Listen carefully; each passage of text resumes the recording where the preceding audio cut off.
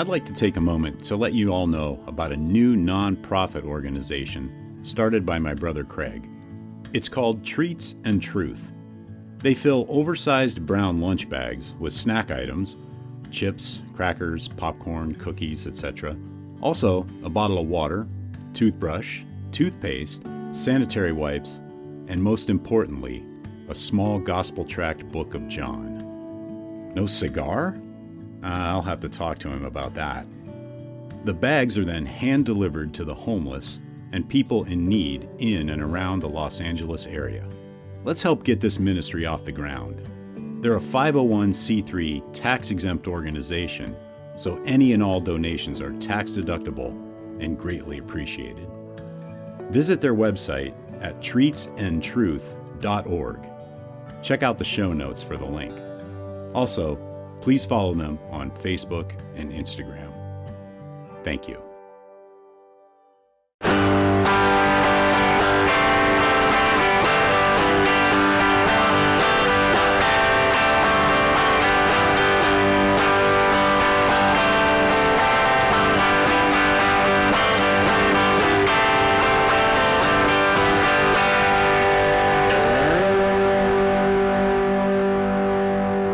Welcome to episode 106 of the Burning Bush Podcast, where we share the message of the Bible while enjoying a good cigar. Hope you're doing well, and I'm glad you've joined me. Today we're reading the New Testament book of Matthew, chapter 7, with commentary from the notes in the Charles Spurgeon Study Bible. And I'm smoking the Aroma de Cuba, Amor, Magnifico 6x52. So let's go over to the Aroma de Cuba website and see what they have to say. An alluring San Andres wrapper leaf envelopes a vintage blend of premium binder and filler tobaccos cultivated on select Garcia family estates in Nicaragua. The 95 rated classic reveals a versatile impression of dark chocolate, almond, and espresso with hints of coconut and a firm undercurrent of cracked black pepper. Savor a decadent cigar desired by new cigar lovers and seasoned connoisseurs alike. Pepin's signature Nicaraguan spices enchant in a collection of prevailing sizes. And the strength is medium to full. Binder and filler are Nicaraguan, and the wrapper is San Andres. Tasting notes: dark chocolate, almond, espresso bean, black pepper, and coconut. And the vitolas are Robusto 5x50, Duque 5 1/4 by 56, Bellicoso 5.5 by 54, Magnifico 6x52, Valentino 6x60, and the Churchill 7x50. And they won a 92 rating from Cigar Aficionado in July of 2022. Among other ratings you can check out at the link that I've left in the show notes to the La Aroma de Cuba website. So that is the La Aroma de Cuba Mi Amor.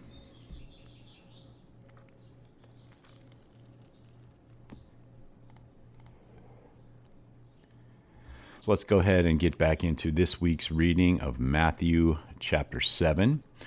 And I'm reading from the English Standard Version, the ESV.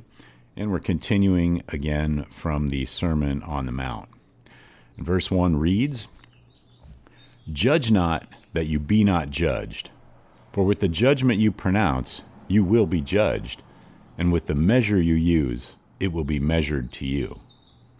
And Spurgeon comments on the first two verses, "Do not judge so that you won't be judged.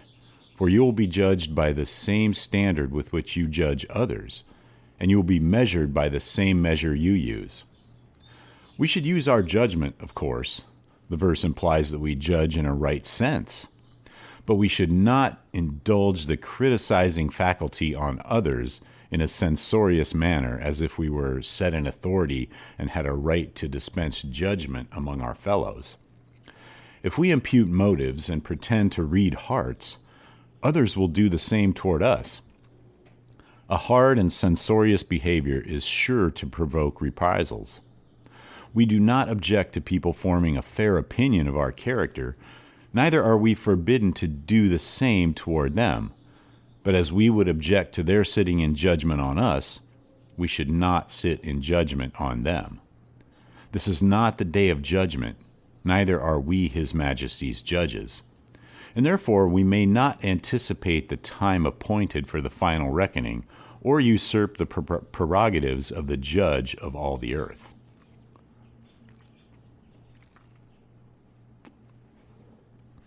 And back to Matthew 7, verse 3. Why do you see the speck that is in your brother's eye, but do not notice the log that is in your own eye? Or how can you say to your brother, let me take the speck out of your eye, when there is a log in your own eye? You hypocrite! First take the log out of your own eye, and then you will see clearly to take the speck out of your brother's eye. Do not give dogs what is holy, and do not throw your pearls before pigs, lest they trample them underfoot and turn to attack you. Ask, and it will be given to you.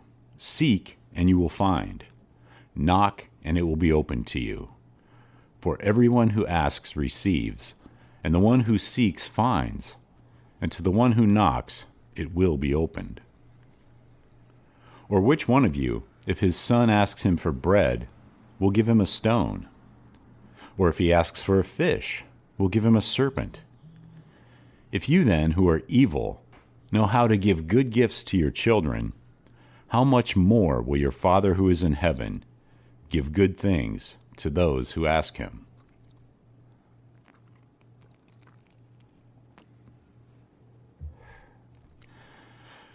So whatever you wish that others would do to you, do also to them, for this is the law and the prophets. Enter by the narrow gate, for the gate is wide and the way is easy that leads to destruction, and those who enter by it are many. For the gate is narrow and the way is hard that leads to life, and those who find it are few. Beware of false prophets who come to you in sheep's clothing, but inwardly are ravenous wolves. You will recognize them by their fruits. Are grapes gathered from thorn bushes, or figs from thistles? So every healthy tree bears good fruit, but the diseased tree bears bad fruit. A healthy tree cannot bear bad fruit, nor can a diseased tree bear good fruit.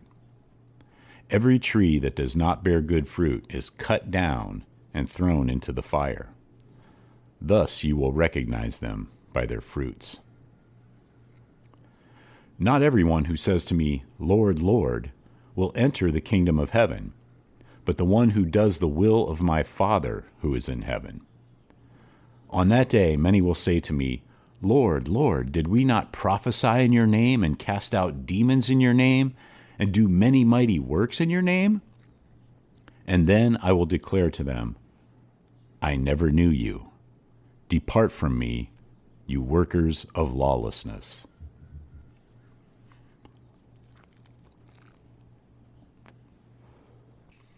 Spurgeon comments on verses 21 through 23.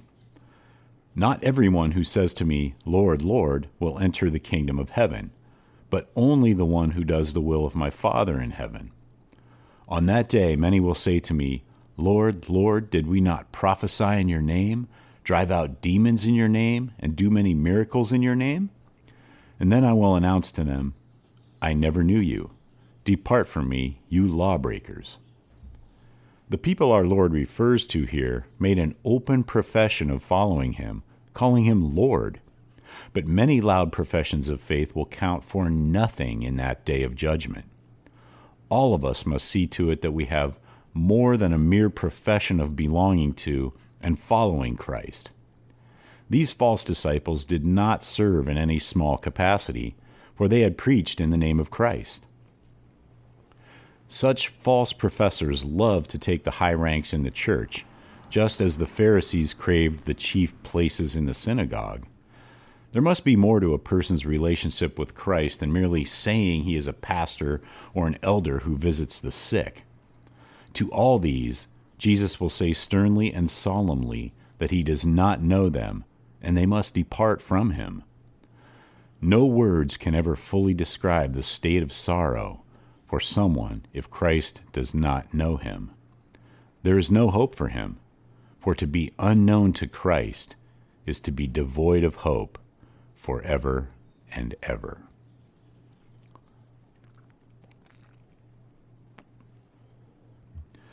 Back to Matthew 7, verse 24. Everyone then who hears these words of mine and does them will be like a wise man who built his house on the rock. And the rain fell, and the floods came, and the winds blew and beat on that house, but it did not fall, because it had been founded on the rock. And everyone who hears these words of mine and does not do them will be like a foolish man who built his house on the sand. And the rain fell, and the floods came, and the winds blew and beat against that house, and it fell, and great was the fall of it. And when Jesus finished these sayings, the crowds were astonished at his teaching, for he was teaching them as one who had authority, and not as their scribes. And that's the end of today's reading in the book of Matthew. Be sure to check out the show notes for links to the Charles Spurgeon Study Bible, as well as today's cigar. Also, Groundworks Ministries for daily Bible studies and devotionals. Treats and Truth Ministry, where you can get involved in helping to spread the gospel to and be a blessing to the homeless. And the Burning Bush Merchandise Store, where you can pick up some items to help spread the word about the show. If you know anyone who needs to hear this, please let them know about the podcast and help share the message of the Bible, the hope we have in Yeshua Messiah, Jesus Christ. So until next time, have a great day, have a great cigar, and God bless.